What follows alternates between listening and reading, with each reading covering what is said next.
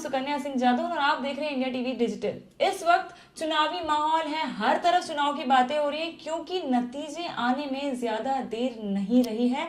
रुझान भी सामने आ चुके हैं। हर राज्य में ये क्लियर होता चला जा रहा है कि किस राज्य से कौन सी पार्टी जीतती है। अभी तक 3 राज्यों में बीजेपी की बढ़त नजर आ रही है, मतलब ये तीन राज्यों में बीजेपी जीतती नजर आ रही है।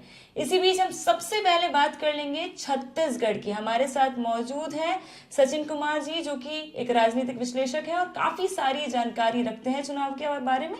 तो सबसे पहले सर हम आपसे छत्तीसगढ़ के बारे में जानना चाहेंगे। यहाँ पर काफी कुछ बदलता नजर आ रहा है, यानी कि उम्मीद नहीं थी पर बीजेपी एक बढ़त नजर आ रही है। बीजेपी की काफी सारे मतलब 54 सीटों पे वो लीड कर रही है इस वक्त। तो आपका क्या है कि क्या भूपेश बघेल पर जो जनता का भरोसा है वो टूट रहा है? देखिए, ये बिल्कुल अप्रत्याशित और बहुत ही सरप्राइजिंग रिजल्ट है छत्तीसगढ़ का, क्योंकि हम लोग जब ग्राउंड पे गए थे अलग अलग क्षेत्रों में छत्तीसगढ़ के, और बाकी भी पोलस्टर थे, और इवन आप नेताओं से भी बात कीजिए तो भले ही वो सार्वजनिक तौर पे अपनी अपनी पार्टी का दावा करते थे, लेकिन एक बॉटम लाइन ये दिखता था कि कुछ भी हो जाए थोड़े मार्जिन से ज़्यादा से कांग्रेस वहाँ पे जीत जाएगी। लेकिन आज जो नतीजे आ रहे हैं और उसके साथ जो वोट परसेंटेज में आप देखें लगभग 3% का गैप है, बीजेपी को ज़्यादा वोट मिल रहा है, तो ये दिखाता है कि अभी हम राजनीति के उस दौर से गुजर रहे हैं जिसमें अगर थोड़ी बहुत कमी बीजेपी के पक्ष में ग्राउंड पे हो भी, या बीजेपी का प्रदेश संगठन थोड़ा कमजोर हो भी, तो केंद्रीय नेतृत्व जो बीजेपी की है और पार्टी का जो संगठन है वो इतना मजबूत है कि वो हारे हुए चुनाव को भी जीत सकता है और जीते हुए चुनाव को निश्चित तौर पे मेंटेन करता है। तो छत्तीसगढ़ में ये निश्चित तौर पे है कि ये जो लग रहा था कि वहाँ पे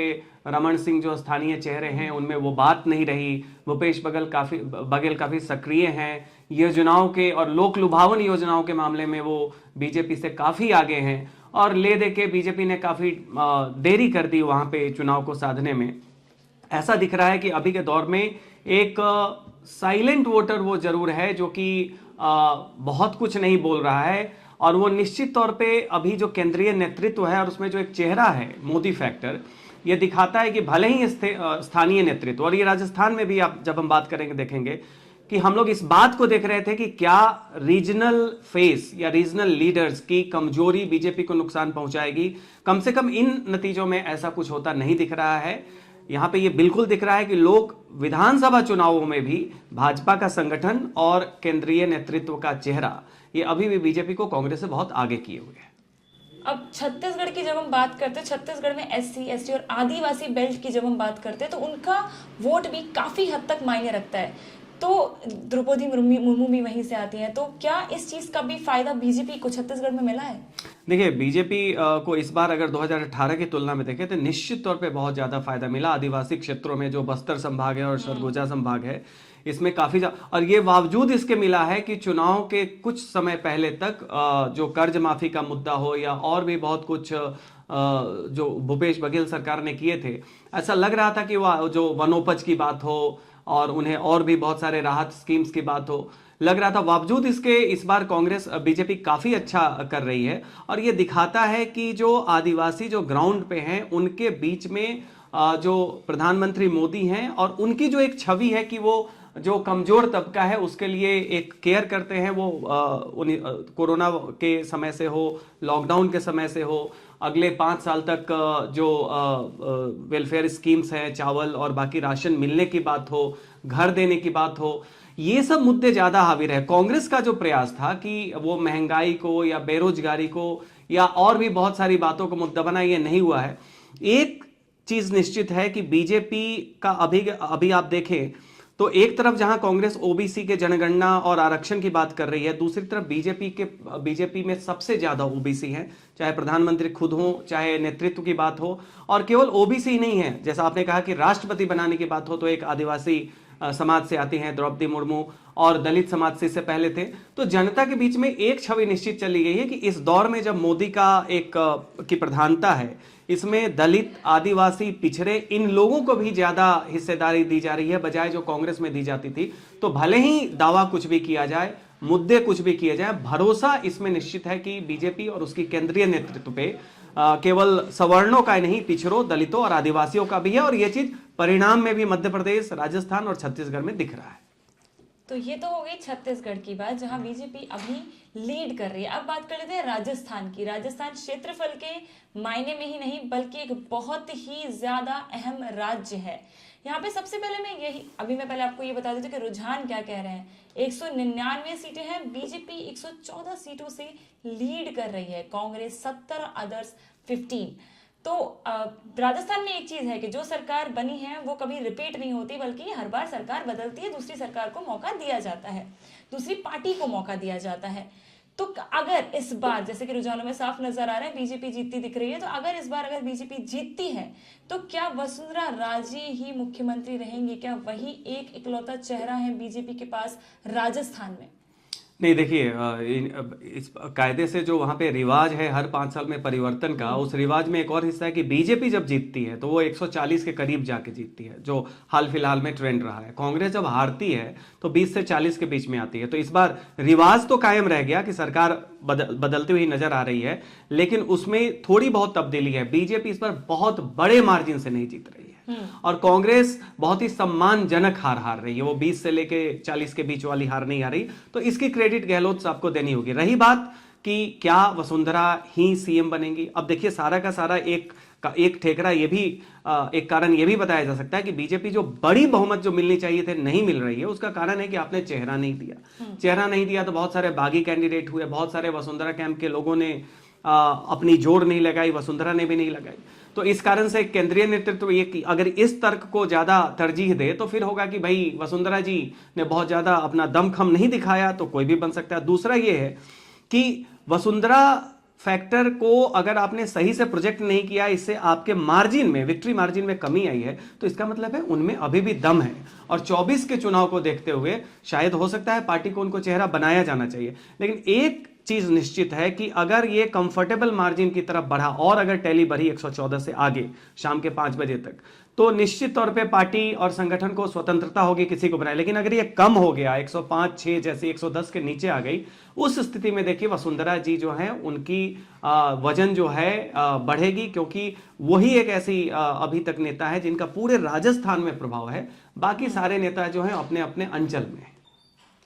राजस्थान के बारे में हम बात कर चुके हैं, तो क्या एक और सवाल मैं पूछना चाहूंगी कि क्या अशोक गहलोत के लिए बहुत बड़ा सेटबैक रहेगा ये हार? क्योंकि उन्होंने अपनी तरीके से उम्मीदवार फाइनल किया, अपनी तरीके से उन्होंने पूरा कैंपेन चलाया, उनको पूरी छूट दी गई पार्टी की तरफ से कि वो जैसा चाहे राज्य में कैंपेनिंग कर सकते हैं, जैसा चाहे वो वोटरों को लुभा सकते हैं। तो क्या उनके करियर के लिए मुख्यमंत्री के तौर पर ये एक बड़ी हार होगी? बिल्कुल बड़ी हार तो नहीं है, लेकिन उनके लिए बहुत बड़ी सेटबैक है। उनके लिए क्यों बहुत बड़ी सेटबैक है कि या तो वो कांग्रेस के अध्यक्ष बन जाते और सचिन पायलट को मुख्यमंत्री बनने देते, फिर ये नतीजा आता तो होता कि भाई आपने गलती की, गहलोत साहब रहते तो शायद जीत जाते। अब उन्होंने अध्यक्ष पद को छोड़ा जिसका अपना एक महत्व है, मुख्यमंत्री पद को स्वीकारा और उन्होंने पूरी की पूरी जिम्मेदारी अपने ऊपर ले ली। अब कांग्रेस का संगठन कमजोर है, केंद्रीय नेतृत्व आप देखिए वो भी कमजोर है। तो एक तरीके से सारा का सारा ठेकरा गहलोत साहब पे मढ़ा जाएगा। ऐसी स्थिति में केंद्रीय नेतृत्व को उन्होंने एक बार ऑलरेडी डिफाई कर रखा है। तो देखिए हार बहुत बड़ी नहीं है।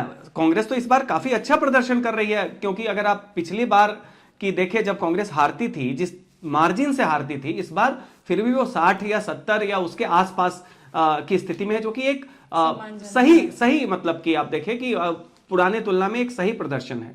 लेकिन चूंकि गहलोत साहब ऑलरेडी गांधी परिवार को और सेंट्रल लीडरशिप को डिफाई कर चुके हैं और अब वो मुख्यमंत्री की भी कुर्सी हार गए, तो फिर उनके पास कुछ बचता नहीं है। वो माया मिली न राम वाली हाल हो जाएगी। तो उनके लिए पर्सनल सेटबैक बहुत होगी। कांग्रेस के लिए उतनी बड़ी सेटबैक नहीं है, क्योंकि रिवाज के हिसाब से हारना था, इस बार थोड़ा अच्छी सीट को लाके हारे आप। तो ये थी राजस्थान की बात। अब आ जाते हैं मध्य प्रदेश पे, यानी कि तीसरा वो राज्य जहां पे बीजेपी जीतती नजर आ रही है, जीत के बहुत करीब है। तो मैं ये पहले यही पूछना चाहूंगी कि मध्य प्रदेश में क्या शिवराज जो थे उनका चेहरा और उनकी योजनाएं जो स्कीम्स लेकर आए, जैसे कि लाडली योजना और बाकी योजनाएं, क्या उन्हें चुनाव में इस चीज का पूरा फायदा मिला है? देखिए मध्य प्रदेश में देखिए अगर 2-3 महीने पहले तक वहां पे एक एंगर था, एंटी इनकम्बेंसी थी, ये कोई गलत नहीं था, लोग मिस्टेक नहीं कर रहे थे।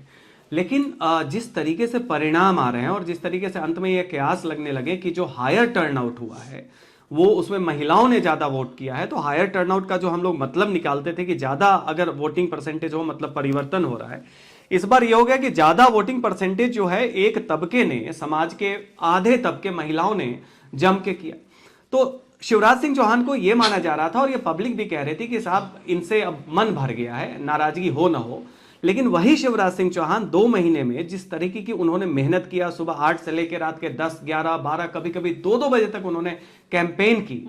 और लाडली बहन एक योजना जो 6 महीने पहले शुरू की गई, जिसमें 21 साल से लेके 59 साल की महिलाओं को 1250 रुपए हर महीने दिया गया और उसे 3000 तक बढ़ाने की बात की गई। तो शुरू में तो जब हम लोग घूम रहे थे तो ऐसा लग रहा था कि चुनाव के पहले का ये भी एक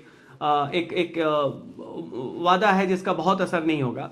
लेकिन जब चुनाव के 1 महीने पहले तक 2-3 किस्तें आने लगी तो थोड़ी बहुत ये दिखने लगी थी कि जो पुरुष समाज था उसमें एक गुस्से जैसी स्थिति दिख रही थी, और जो महिला समाज था उसमें 21 साल से लेके पूरी ऊपर तक की, और जो बाकी भी मतलब कि बच्ची थी जिनकी उम्र 21 हो सकती थी, उनमें भी एक आशा था कि जहां पे देखिए बहुत ज्यादा आर्थिक रूप से संपन्नता ना हो, जो कृषक प्रधान प्रदेश हो, जहां पे आदिवासी समाज अच्छी संख्या में हो, दलित समाज अच्छी संख्या हो, पिछड़े वर्ग 50% से ज्यादा हो, रूरल एरिया ज्यादा हो, उसमें ये महिलाओं का एक बहुत बड़ा वर्ग ऐसा लगा कि अंत में, और अब ये प्रतीत हो रहा है कि जो पार्टी 3 महीने पहले तक एंटी इनकम्बेंसी की शिकार थी, जिस चेहरे को थका हुआ और बिल्कुल बोरिंग चेहरा माना जाने लगा था, उस चेहरे ने और उससे जुड़ी हुई नीति ने महिलाओं का इतना बड़ा वोट बीजेपी के पक्ष में स्थानांतरित किया कि उसका पूरा का पूरा असर यह हुआ है कि बीजेपी लगभग 8% के वोट गैप से है, और जिसका नतीजा सीटों में भी दिख रहा है। अब ऐसी स्थिति में देखिए 24 का भी चुनाव है, तो शिवराज सिंह चौहान जो बैगेज थे उन्होंने अपने आप को एक बहुत बड़ा पैकेज भी बना दिया पार्टी के लिए, एक बहुत बड़ा पॉजिटिव फैक्टर बना दिया। और ऐसी स्थिति में 24 का चुनाव है तो देखिए जीत में बहुत सारे फैक्टर काम करते हैं, लेकिन एक बहुत बड़ा फैक्टर महिला वोटर है जो लाडली बहन और लाडली लक्ष्मी योजना से प्रभावित थी, और इसका क्रेडिट जो है शिवराज को जाए। तो आलोचना जो थी 3 महीने पहले, अब उसका सेहरा भी मिलना चाहिए। 24 का चुनाव है, मुश्किल है कि उनको पार्टी अभी बदलना चाहेगी, हालांकि जितनी बड़ी मार्जिन है पार्टी किसी को भी ले सकती है, लेकिन सेहरा उनको जरूर मिलेगा। महिलाओं का वोट एक एक्स फैक्टर रहा, और ये मध्य प्रदेश में बीजेपी इतनी बड़ी मार्जिन से जीतेगी, पोलस्टर कुछ भी कहें, सही गलत हो, पार्टी के अंदर भी इतनी बड़ी विक्ट्री की उम्मीद नहीं थी। तो शिवराज सिंह चौहान को निश्चित तौर पर इसका एक क्रेडिट मिलेगा इस चुनाव में। ये तो थे 3 वो राज्य जहां बीजेपी जीती नजर आ रही है। एक राज्य ऐसा भी है जहां कांग्रेस जीती नजर आ रही है, वो है तेलंगाना। तेलंगाना में 119 सीटों पर अगर बात करें तो इस वक्त रुझान आ रहे हैं उसमें कांग्रेस 67, बीआरएस जो कि हमेशा से जीतती आई है और काफी क्षेत्रीय पार्टी है, काफी ताकतवर पार्टी रही है इस राज्य की, 37 सीटों पर वो अभी जीत नजर आ रही है उसकी, और बीजेपी 9। तो मैं ये पूछना चाहूंगी, क्या कांग्रेस को तेलंगाना में मुस्लिम वोटरों का साथ मिला है? बिल्कुल मिला है। पिछले चुनाव की तुलना में बहुत ज्यादा मुस्लिम्स का साथ मिला। हालांकि ओल्ड हैदराबाद रीजन में ओवैसी साहब की फिर भी पकड़ बनी रही, हालांकि वहां भी कुछ मुस्लिम सीटों का नुकसान हुआ है, वोटों का नुकसान हुआ है। लेकिन बाकी आप जैसे ही हैदराबाद से बाहर के मुसलमानों में देखें तो उसमें कांग्रेस को एक बहुत बड़ा समर्थन मिला, और उसका कारण यह था कि देखिए कांग्रेस में, तेलंगाना में कांग्रेस के चुनाव जीतने में बीआरएस के कुछ कुछ गलतियों का बहुत बड़ा योगदान है। पहली बात तो ये कि जब आप तीसरी बार चुनाव में जा रहे हैं और अपने ओवर कॉन्फिडेंस में आपने सारे कैंडिडेट्स जो हैं, सिटिंग एमएलए हैं, उनको आप 4-5 महीने पहले कैंडिडेट बना देते हैं, बिना ये होमवर्क किए कि उसमें कम से कम 1/3 ऐसे कैंडिडेट थे जिनके खिलाफ एंटी इनकम्बेंसी थी, आपको बदलना चाहिए था, आपको लगा कि आपके चेहरे में जीतेंगे। दूसरी बात क्या हुई कि कांग्रेस ने जब ओवैसी को बी टीम कहा, प्रधानमंत्री मोदी का यह कथन कि बीआरएस जो है और केसीआर एनडीए के पार्ट होना चाहते थे, तो ये बीजेपी ने भी इस चीज को सिद्ध कर दिया अपने स्टेटमेंट से। उससे ये इंप्रेशन गया मुसलमानों में भी कि ओवैसी, बीआरएस और बीजेपी में कहीं ना कहीं एक अंडरस्टैंडिंग है। तो मुसलमानों का भी जो एक वर्ग था हैदराबाद से, अगर आप अलग देखें, वो कांग्रेस की तरफ गया। और आप एक और चीज देखें कि कांग्रेस का माहौल चुनाव के 2-3 महीने पहले बना था। उसके पहले तो लोग मान के चल रहे थे कि आराम से जीत जाएगी। कारण ही उसका यह था कि जब चुनाव नजदीक आने लगा तो यह बिल्कुल दिखा कि बीजेपी अब रेस में सेकेंड स्पॉट से काफी पीछे है। मुकाबला कांग्रेस और बीजेपी के बीच में है, और कैंडिडेट सिलेक्शन के मामले में कांग्रेस जो है उसने काफी होमवर्क किया, चूंकि इन्होंने 4-5 महीने पहले अपने सारे सिटिंग एमएलए को अपना कैंडिडेट बना दिया था बिना एंटी इनकम्बेंसी की परवाह किया, और उसका नतीजा यह हुआ है कि अंत में जैसे जैसे चुनाव आते गए बाइनरी हुआ, 2 पार्टी की लड़ाई हुई, और उसमें मुसलमानों में यह मैसेज क्लियरली गया, जब प्रधानमंत्री ने भी कह दिया कि ये एनडीए का पार्ट होना चाहते थे, तो वह कि साहब कांग्रेस तो कह ही रही है कि वो वैसे बीजेपी की बी टीम है, मोदी भी कह रहे हैं कि केसीआर बनना चाहते तो बचा क्या, और एक 10 साल की एंटी इनकम्बेंसी को देखते हुए मुसलमानों का एक बड़ा वर्ग कांग्रेस के पास गया है। हालांकि उससे ज्यादा जो है आप देखिए ग्रामीण एरिया में जो कांग्रेस की लीड है उसमें वहां का दलित हो, वहां का आदिवासी हो, और वहां का जो गरीब किसान है, क्योंकि रायतो बंधु वगैरह की जो योजनाएं थी वो बड़े किसानों को ज्यादा फायदा दे रही थी, जो छोटे किसान थे और जो बटाईदार थे, शेयर क्रॉपर थे, शेयर होल्डर थे, उनमें बहुत फायदा नहीं था, और इन वोट को बीजेपी बांट रही थी पहले, एंटी बीआरएस को। बीजेपी ने जो सेकेंड स्पॉट की लड़ाई में हासिल करने में चूक की, उसका नतीजा यह हुआ कि यह पूरा का पूरा गरीब किसानों का तबका जो ग्रामीण इलाकों में था वो कांग्रेस में चला गया, दलित उसमें बड़े संख्या में गए, आदिवासी बड़े संख्या में गए, और मुस्लिम भी गए। आप देखेंगे कि हैदराबाद रीजन में बीआरएस जो अभी भी लगभग 40 सीट के आसपास है, वो शहरी इलाकों में, आईटी सेक्टर से जुड़े हुए युवाओं में, हर जगह टीयर 1 और टीयर 2 टाउन में, वहां पे बीआरएस की अच्छी अभी भी इमेज थी, उन्होंने अच्छे काम भी किए थे। लेकिन हाँ, मुसलमानों वाली बात जहां तक है, निश्चित तौर पे कांग्रेस को साथ मिला है इसमें। बीआरएस, बीजेपी और ओवैसी तीनों के स्टेटमेंट्स ने और नीतियों ने कुछ ऐसा माहौल बनाया, लगा कि कांग्रेस सबसे बड़ी क्लेमेंट है और इनकी हितैषी है। अभी बात तो साफ हो चुकी है कि राजस्थान, छत्तीसगढ़ और मध्य प्रदेश में बहुत हद तक बीजेपी की जीत होने वाली है और तेलंगाना में कांग्रेस जीत का दर्ज करने वाली। तो क्या हम ये मान के चलें कि विधानसभा चुनाव जो आज के चुनाव है वो लोकसभा चुनाव का सेमीफाइनल है? नहीं, देखिए, ये तो बीजेपी की जीत है, ये बहुत ही ये दर्शाता है कि हम लोग उस दौर से गुजर रहे हैं जब बीजेपी एक वर्चस्व वाली पार्टी है, जैसे कांग्रेस का एक दौर हुआ करता था कि कांग्रेस कुछ भी हो जाए जीतती थी। और लेकिन उससे बड़ी बात क्या है कि मान लीजिए कांग्रेस ये 3 राज्य जीत भी जाती या 4 राज्य जीत भी जाती, तो भी धारणा के तौर पे जो भी आप माने, ये सेमीफाइनल नहीं था। क्योंकि हमने जब फील्ड में बात किया था, बहुत सारे लोग जो बीजेपी स्थानीय नेतृत्व से नाराज थे या सरकार से नाराज थे या बीजेपी की बजाय कांग्रेस या दूसरी पार्टी को वोट देने की बात करते थे, उनमें एक बड़ा हिस्सा, जैसे ही हम 24 के चुनाव की बात करते थे, उन्हें कोई कंफ्यूजन नहीं था कि वो मोदी को देंगे। तो 24 का जो चुनाव है उसका बहुत संबंध जो है प्रदेशों के चुनाव से नहीं है, वो अभी मोदी का दौर है, वो मिलेगा। लेकिन हां, कांग्रेस अगर जीतती तो थोड़ा उसका एक वजन बढ़ता, इंडिया अलायंस में उसकी ज्यादा दबदबा बढ़ता, और इसके साथ थोड़ा बहुत उसके कार्यकर्ताओं का मनोबल बढ़ता और वो दावा करती। लेकिन अब जब बीजेपी जीत चुकी है, ये तो ऑलरेडी 24 में अगर नहीं भी जीतती तो भी बीजेपी का वर्चस्व रहने वाला था, थोड़ा बहुत ऊपर नीचे हो सकता था। अब इस जीत के बाद बस ये समझिए कि कांग्रेस अब साइकोलॉजिकली, मोटिवेशन वाइज बहुत पीछे चली जाएगी और बीजेपी को एक बहुत बड़ा मोमेंटम मिलेगा। सेमीफाइनल इसलिए नहीं था कि इसके नतीजे उल्टे भी होते तो भी 24 के नतीजों पे बहुत असर पड़ने वाला था नहीं। लेकिन अब चूंकि ये कहते हैं कि घी के साथ शक्कर भी आ गया है, तो ये बीजेपी के लिए एक बड़ा ही एक मोमेंटम मिला है, प्रदेश नेतृत्व को भी मोमेंटम मिला है, और कांग्रेस को इससे काफी ज्यादा निराशा होगी। तो ये थी आज के सभी राज्यों के बारे में सारी जानकारी, कौन जीत सकता है, कहां से कौन चेहरा रहेगा, क्या ये सेमीफाइनल है या नहीं, इसी तरीके की बाकी जानकारी भी हम आपको देते रहेंगे। नतीजे करीब हैं, जुड़े रहिए इंडिया टीवी डिजिटल के साथ। Thank you so much sir. Thank you.